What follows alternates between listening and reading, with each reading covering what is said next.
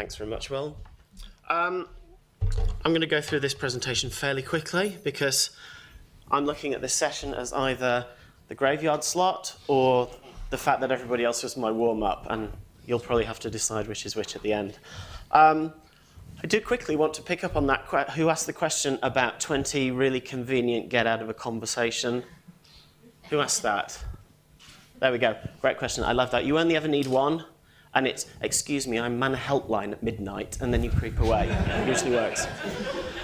So this is me. I'm going to talk about social media. Now, I'm looking around the room, and I'm going to pay you all an enormous compliment now and say that this slide doesn't actually work anymore.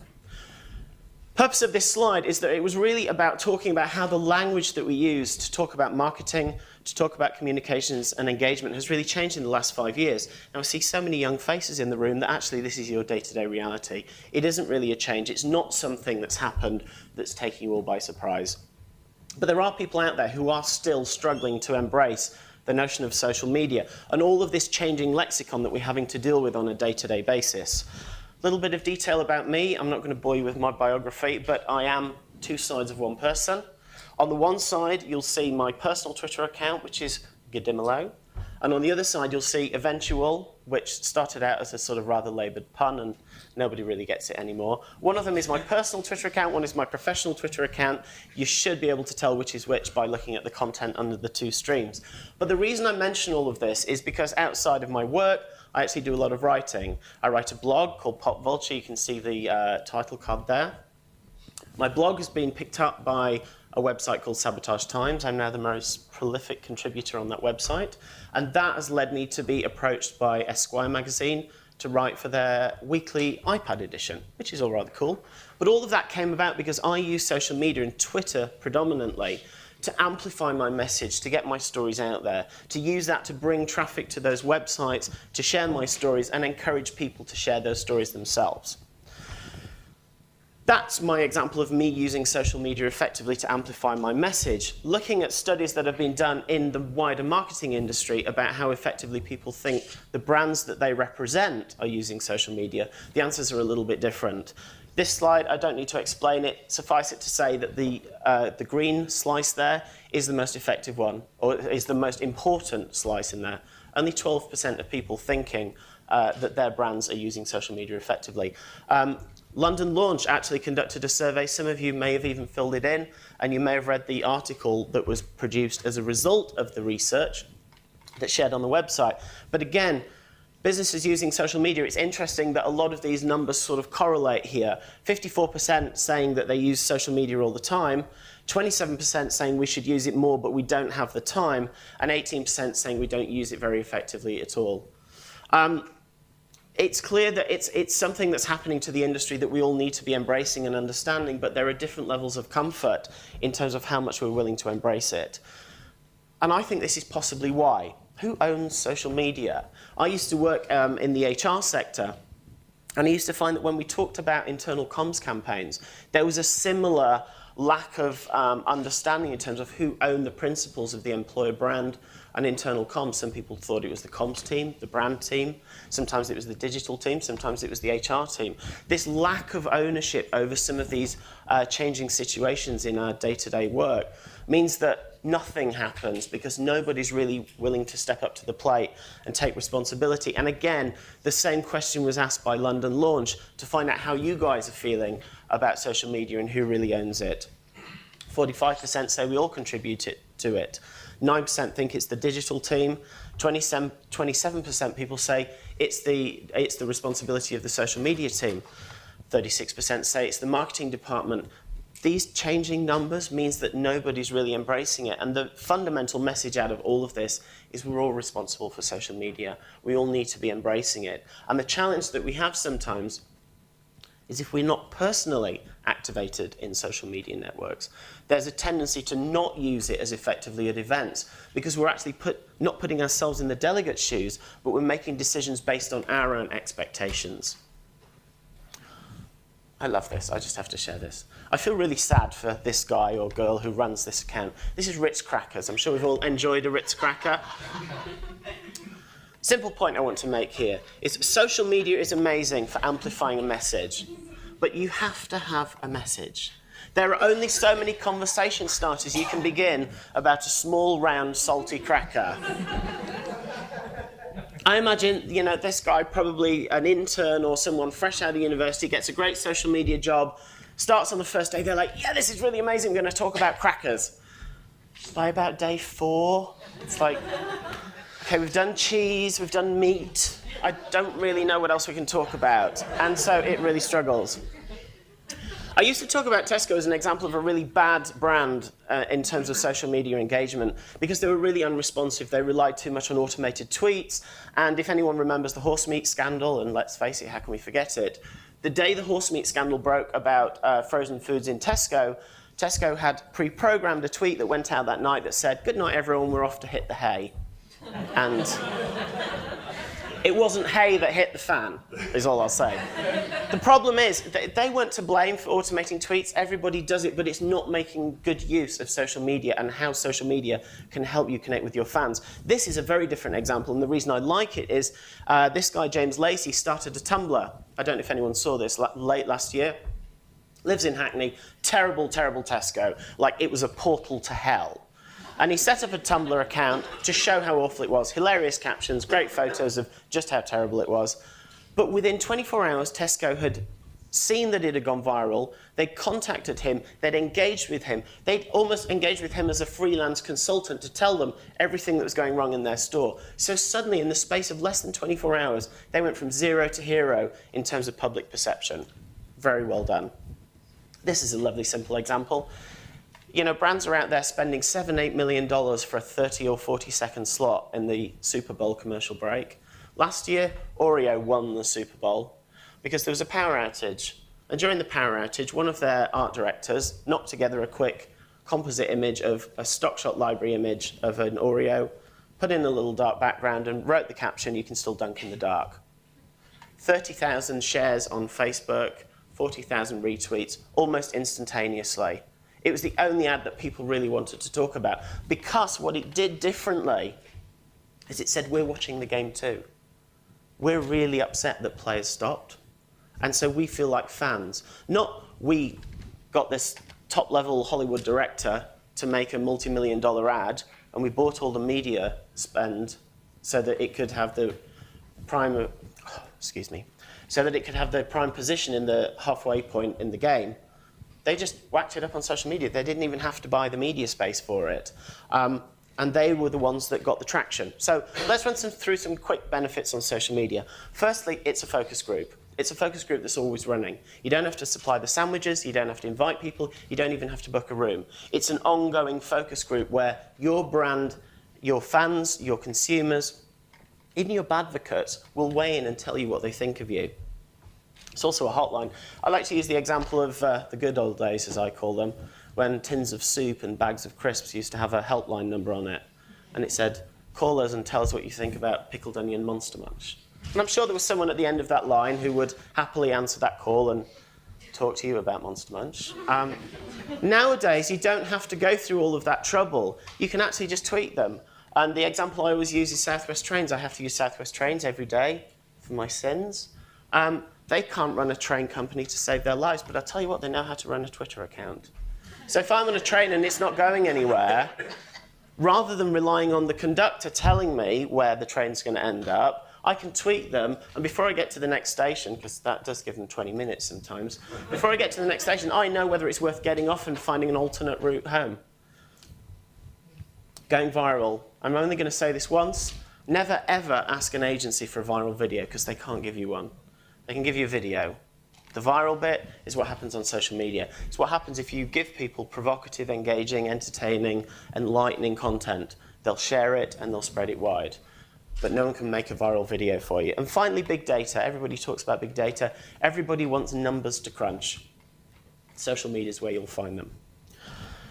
And finally, it's a brand health check. Everybody likes to know how their brand's doing. Some people will wait for the Interbrand report, particularly if they're in the top 100. Everybody else just wants to know that they're doing things right, that people are engaging with them, that they're saying the right things, that they're putting the right products out there. Social media means you can constantly keep check of all of that.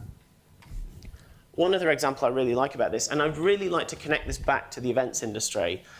Lady Gaga, She's sort of gone off the boil a little bit since the last album, but we'll forgive her for that. She's allowed one screw-up. Prior to that, though, she did a massive global tour. It was the Born This Way tour. But what was really clever was her digital team got in touch with the guys at Spotify. And what they found out was Spotify had been aggregating all of that big data about who listens to what. And what they found was in different geographical territories around the world, Lady Gaga fans listened to different stuff. So in Latin America, they were very big on the first album. In Europe, they were loving the Born This Way album. So what she was able to do was plan a set list for each territory based on the data that they got out of a social media platform, namely Spotify. It's a really fascinating insight that says, if you know where to find your data on social media and you're willing to listen to what your fans are doing, or what they're interested in, you can build your event around them. Now, obviously, I'm going to mention Cisco Live, which is one of our flagship events at GPJ. We've been running it for 4 or 5 years now. The team only just got back into the office last week from running it in Milan. And it's something that's grown year on year, particularly in terms of the integration of social media into the event. If you imagine it's for IT decision makers, 7,000 delegates, it's 3 or 4 days of plenary content, breakout sessions, and an enormous exhibition. But what we've done is we've put social media at the heart of it. Because when you put 7,000 people in a room, and with the greatest respect to IT professionals, 7,000 IT people in a room, you're not always going to get immediate debate and, you know, that frisson, that lovely tension of everybody engaging and networking and talking to each other. Sometimes you need to help it along. Social media really enables us to do that. I'm not getting any daggers from anyone in the room yet, am I? Okay. But the benefits are quite clear in terms of social media. This isn't just, social media seems quite popular, we should have some of that. Let's stick a Facebook logo on our event identity. It is about networking opportunities and pushing educational content. It's sharing content wider. A lot of people have talked about amplifying not only the message, but also the reach of that message to a wider audience. Because even the biggest venues in the world still have a capacity count. There's only so many people you can fit in the walls. But social media really blows those walls out and expands it to an unlimited audience. So you can encourage and enable participation, much like Chris just demonstrated with Crystal Interactive, the opportunity to make people part of the conversation. My point has always been, if you're going to have a thought leadership event and invite a bunch of the industry's best and brightest, put them in a room, why the hell are you talking to them? You should actually just turn off the mics and let them talk to each other, because that's where they're really going to learn from each other. Social media gives you that opportunity. Obviously, you can drive attendance, you can promote your events. Word of mouth, you can start spreading the message both before, during, and after the event. We talked about collaboration and networking, but also it's about real-time feedback. A lot of the events we work on aren't one-off events. They're regular items in a calendar year on year, and we're able to incorporate the feedback year on year so that each event is bigger and better. I love this. I just have to share this. This is a friend of mine, Anson. And this wasn't a tweet to me. I just happened to see it one day on the way to work. He's a professor at University of Central London. And he just happened to be sort of commenting on Twitter that he likes the platform because there was an event he really wanted to go to. And he wasn't able to. But Twitter sort of enabled him to feel like he was kind of there. And I love it if I can use a personal example of somebody who felt like the event was reaching out to them and engaging them even though they weren't personally attending. So those old days of turning off the cell phone, that's very American. Guess I found this image on Google. Turn off your mobile phones. The point is, nobody has to turn off their phones anymore. Bring your iPad, bring a laptop. Nowadays, when you're standing up and talking to an audience, you want to see people sending out messages and tweeting because it means they're listening and they're engaging. You know, gone are the days where you think, oh my God, everyone's actually just watching cats falling downstairs on YouTube. You know they're listening to your content and you know they're wanting to get involved in the dialogue. You know, we have this product at GPJ called Leap. It's really just a simple initiative. And if I just spell out the LEA part, the P is just project. It's listen, engage, act. Listen to your audience, engage with them with two-way dialogue, and act. If they tell you something's screwed up at your event or something's going wrong, get on it. Because I'll tell you what, if they tweet you instantly, much like those poor guys at Southwest Trains, if they tell you instantly there's a problem, you've got the opportunity to solve it instantly instead of waiting for them to queue all the way up to a complaints desk, by which point they're irate and they're angry. Plus, you get to go from 0 to hero, again, in a matter of seconds. Because you're doing it publicly. You're solving the problem, much like Tesco did. You're saying, here's an issue, we've resolved it. Everyone, don't you feel better now? So just to quickly summarise how social media helps us before, during and after a massive event like Cisco Live. Obviously there are things like checklists and reminders. We can send people the information that they need in real time. You know, last week we were having a conversation about this very event in terms of the impact of a potential tube strike on attendance. Did it mean people weren't going to turn up? Or did it mean that we could use social media to start sending out alternative routes, ways of getting here? Maybe some people even came on the Emirates airline. If you did, well done. Venue and travel info, ways of getting their schedules. If the agenda changes, if there's changes to the speaker lineup, content links. If you want to give people pre-reading for the information that they're going to be hearing at the event, you can engage them in the content beforehand. Registration and logistics. A lot of the back-end stuff, the stuff that simply has to take place at a major event anyway, it can be integrated into social media, so people are starting to find out who else is going to be attending. They can refer their friends and tell them to attend the event. You can do follow Fridays on speakers. You know, if anyone wanted to take that hint and follow me on either of my Twitter accounts, I'd be more than happy to welcome you tomorrow. Updates and advice, troubleshooting. The example we use at Cisco Live, it's a really stupid example, but it's human and it's simple.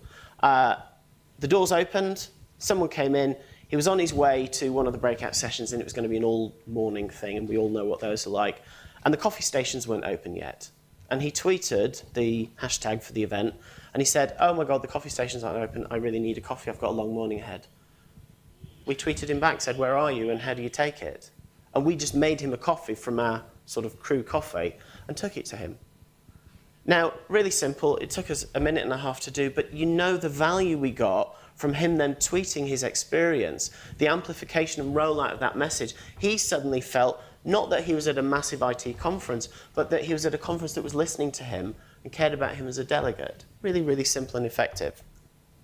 And obviously, finally, we can start aggregating all of that feedback. We don't need to post people at the door with a clipboard saying, can you rate your experience, please, 1 to 10? We can actually listen to them. Some of it's anecdotal, some of it will be more numerical in terms of you can ask people to score them, but it's not interrupting their experience. You can just ask them, quick question, it only takes a moment. You know, you can even do what a lot of people do on Twitter, retweet for yes, favourite for no. Really simple ways of engaging people and getting their opinion without needing to break into their experience. Obviously, you can even start talking about pre-registration and engagement for the next event so that you're keeping people engaged in a campaign of activity. So, home straight now. Just a couple of top tips off the back of all of that content. Firstly, if you're going to use social media for your event, start listening early. Figure out where your delegates are, what sort of content they're interested in, what are maybe some of the other accounts they're following, what are the groups they're in on LinkedIn. Listen to that and get engaged early. Be clear about your goals and objectives. Don't just go on social media because you think that's the thing you ought to be doing. Similarly, be clear about your messages. Come up with your top 3 messages that you want to amplify and roll out, and make sure that you stick to them, and you brief very clearly what you want anyone who's representing you in social media to amplify. Remember that content is king. Don't be the Ritz guy.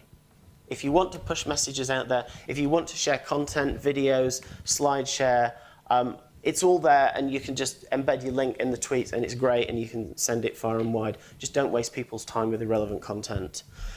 Training. Don't assume that your team who are going to be responsible for managing your social media presence at your event, don't assume that they know what they're doing. Give them the time and the resources they need to do a good job. Building on that point, this is a cheap visual pun, it just means skeleton crew. Don't under-resource that team. You know, we've talked about instantaneous responses on social media, and part of the importance of that instantaneous response is having enough people to respond in real time. You know, if you're running a Twitter account and it takes you 24 hours to reply to a tweet, you're doing it wrong and it's not really social media. You might as well get people to write in and stamp an envelope.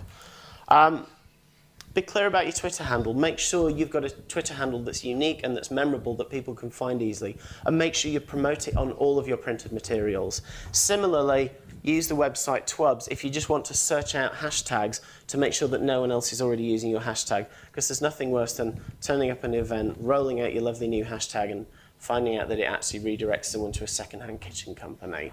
That really doesn't do anyone any good at all. That concludes my presentation. Thank you very much for listening. Thank you.